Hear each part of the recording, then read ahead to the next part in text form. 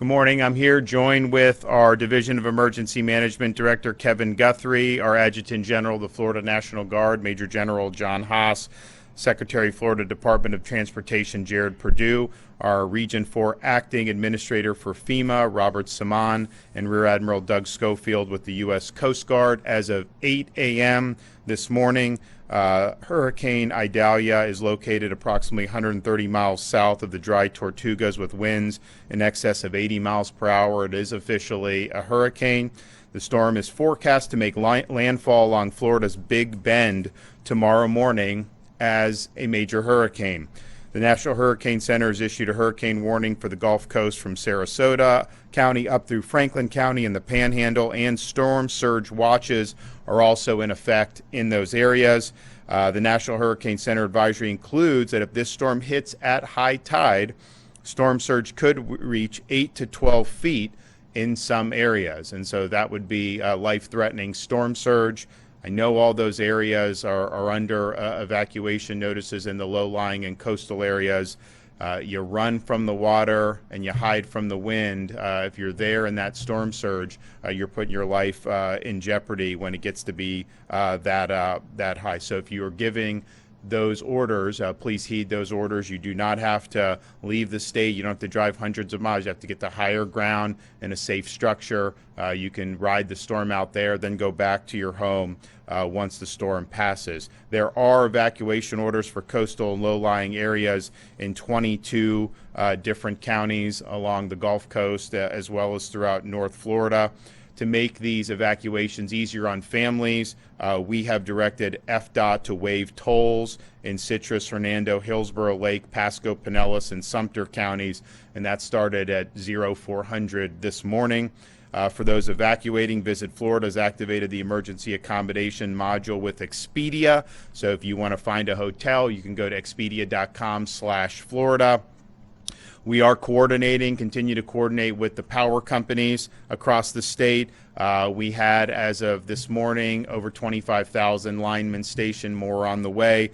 So you will have most likely between 30 and 40,000 linemen when the storm hits will be in the state of Florida, and then they will immediately move to commence power restoration efforts.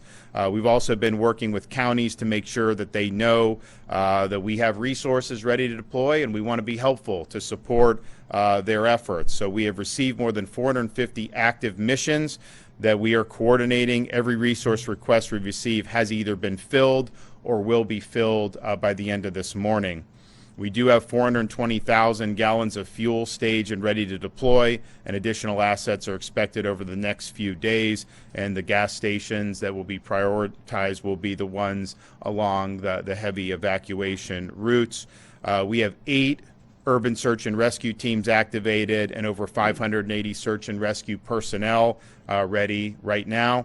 We have delivered 431 pallets of water, 303 pallets of MREs, and over 1,200 tarps to communities that may be impacted. We've got many more gallons of water and a lot of MREs that are ready to be deployed as needed. There are over 20 shelters open, and additional 20 special needs shelters are mobilizing or on standby throughout the state of Florida. We have 5,500 National Guardsmen that have been activated. We have deployed 247 Starlinks with another 529 staged in Central Florida, and they will be deployed to impacted areas as the needs arise. 42 school districts have announced school closures over the next 2 days, along with 16 state colleges and 7 Florida universities.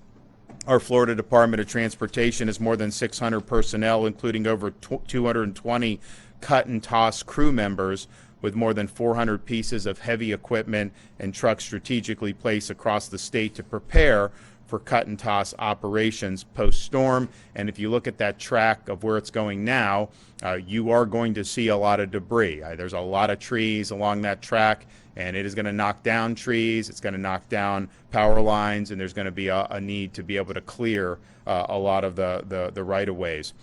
Florida Department of Transportation has about 1,100 generators en route to impacted areas, and they're going to use that to get the traffic signals up and running as soon as possible when the storm passes.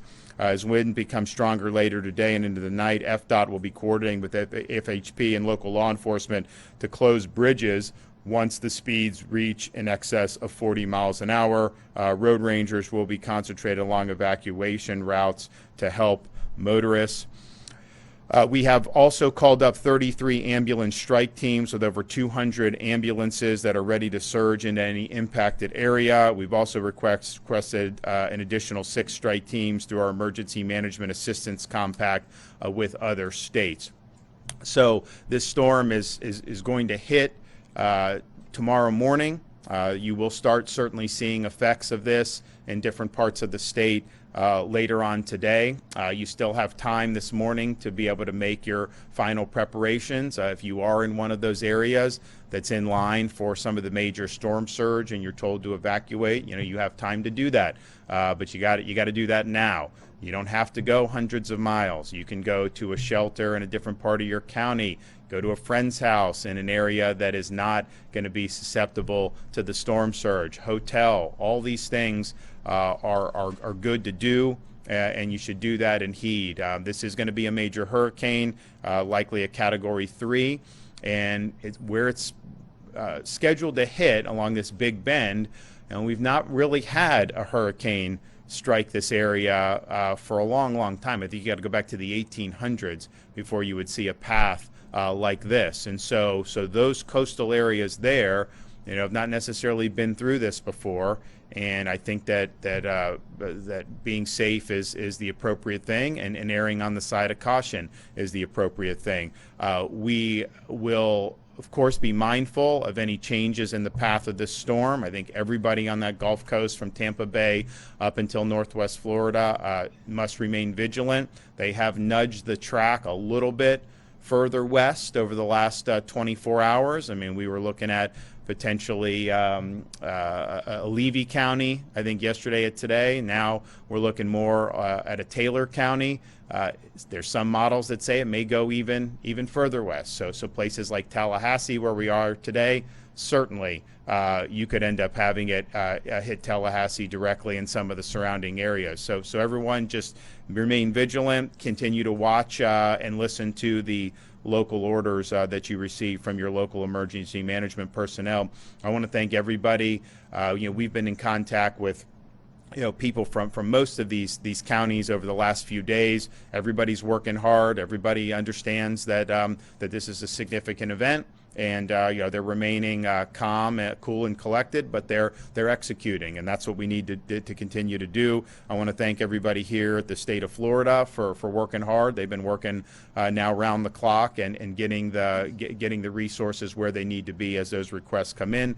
And of course, once the storm passes, we're going to immediately go to commence any type of rescue operations, and of course the power restoration will be a big priority.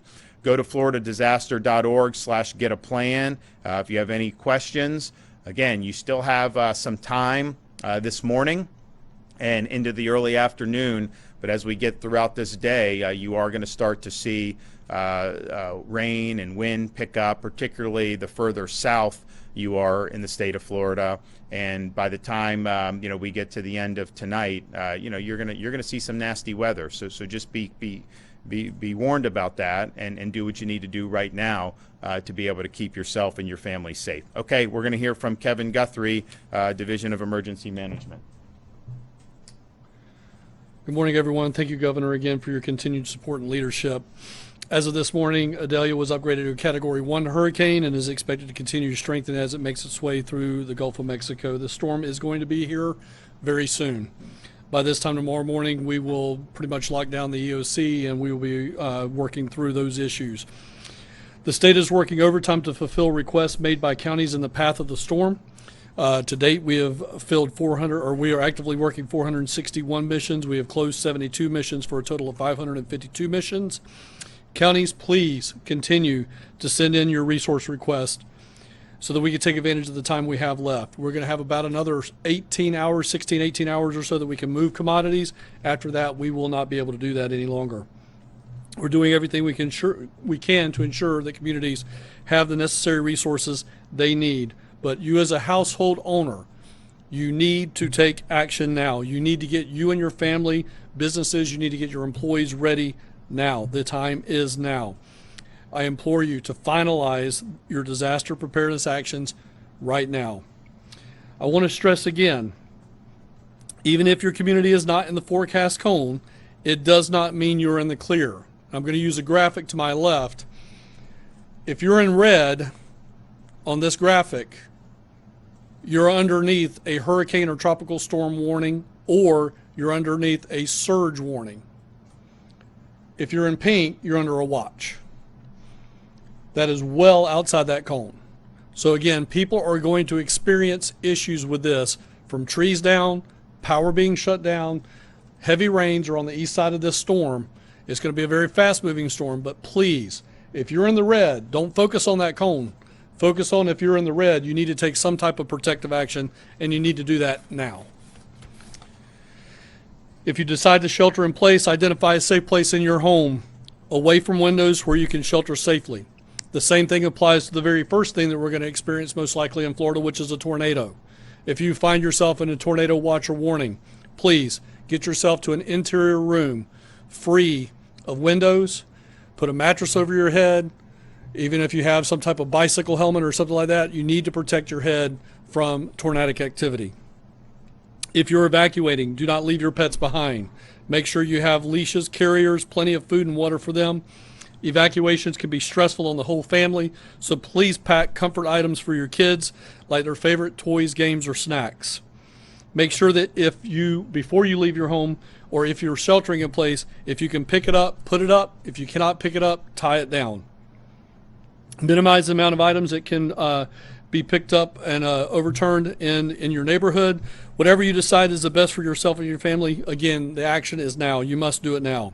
If you're unsure about the next steps of what to do, please contact your local emergency management office.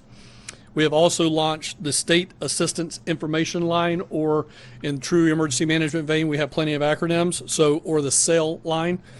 You can contact them at 1-800-342-3557. Again, that's 1-800-342-3557. That's the State Assistance Information Line, and they can take any requests that you have. We have operators standing by now, and that is a 24/7 hotline. They will help you out with how to prepare before, during, and after a hurricane, road closures, alternate routes, available open shelters in host and impacted counties, shelters designed for medically dependent individuals, and reentry information. All of that is available at that number. You can also, of course, get up-to-date information by visiting our emergency information site at floridadisaster.org/updates and following us on social media at FLSCRT or at FLCERT. We also just launched yesterday a new guide for newcomers to Florida and visitors to Florida. That is available at floridadisaster.org/guide, floridadisaster.org/guide. I will talk very quickly about an operational component that we're going to experience in this particular disaster, and that is this storm is going to move through during the day tomorrow, and then we're going to be at a point where we might be able to start operating towards sunset. But we're going to be operating in areas that are without power. These are going to be very, very delicate tactical operations. They may be done from the river. They may be done from creeks. They may be done from helicopters. So again, it's not something we like to do, which is operate in a dark environment with power lines entangled in trees. But again, we understand that people are probably going to call 911 and need some assistance. So we, along with counties across the area, are working with FWC, the Florida National Guard, the U.S. Coast Guard, on how we're going to best be able to help those persons in need. So we're working through all that today, and then we'll get in our later press briefing today, as well as in tomorrow, we'll start talking more about recovery efforts. Again, Governor, thank you so much for your time, your leadership, and support. All right, good morning. Thank you, Governor DeSantis, for your leadership as we continue preparing for this event. Thank you, Director Guthrie, for your continued efforts as we prepare. The Florida Department of Transportation has many activities simultaneously in motion right now to ensure the safety of the traveling public and to have open mobility of all major roadways in advance of the storm's impact. I've been on the road this week, personally seeing all the equipment, personnel, resources being staged, ready to respond to this event. FDOT has 671 crew members, including almost 100 bridge inspectors staged near impact zones to quickly advance on the ground to clear roadways and bridges and provide first responders, supply deliveries, and utility providers the ability to reach communities in need. We have 224 cut and toss crew members. They've been outfitted with plenty of equipment to begin recovery efforts. This includes 140 dump trucks, 200 pieces of heavy equipment, and nearly 60 pump trucks. There are almost nearly, as the governor mentioned, 1,100 generators staged and ready to be deployed for traffic signals that may lose power. FDOT is also allowing utility companies to stage at our way stations along our interstate system. Our contractors on active construction projects in the vicinity of the impact area have begun closing their operations of construction, opening the travel lanes, and especially in the Tampa Bay region with the Howard Franklin Bridge project, we've lowered those crane booms and secured those barges for impact. Our project crews continue to work diligently to make sure that any evacuations that occur can be facilitated efficiently. We continue to coordinate with the Florida Highway Patrol, local law enforcement, and the U.S. Coast Guard on bridge and road closures. As the governor mentioned, when sustained winds reach over 40 miles per hour, that's when the decision begins to be made for bridges to be closed to traffic. Also, at the governor's direction, we've suspended tolls in the Tampa Bay region to help facilitate people getting to safety before the storm impacts the coast of Florida. We've been coordinating very closely with our transportation partners, our seaports, airports, other passenger services. Our seaports are ready for this storm. They are fully topped off with fuel supplies and ready to respond quickly after the storm passes through. With regards to passenger service at airports, railroads, and transit agencies, please look for your local media notices in terms of that service. We have begun to see services suspended at airports and also the Sunrail service in Central Florida. We have 13 traffic management centers around the state that operate 24/7, where teams are monitoring road conditions and traffic levels along critical corridors to ensure the safe travel for drivers. At these traffic management centers, our crews input traffic information into Florida's 511 system in real time. This is going to be the place where you can get the most timely and accurate information on traffic as this storm impacts the state of Florida. Please visit florida511.com or download the app on Apple or Android devices. This is where you'll be able to get that real-time information on traffic. Last but not least, remember, safety is definitely the top priority. As you get your family and yourself to safety, please remember we want to see you get where you're going safely. Please keep that in mind, and thank you, Governor, for your leadership. Okay, so we have short amount of time here. I'd just urge everybody to take the appropriate precautions. You still have time to do what you need to do, but we are going to be faced with a major hurricane hitting the state of Florida within the next 24 to 36 hours. So be ready for that, and just know if you're in the path of this storm or even outside the cone, there's a good chance you're going to lose power. There's going to be a lot of people working to restore that, but just be prepared for that to happen and make sure you're doing what you need to do for yourself and your family.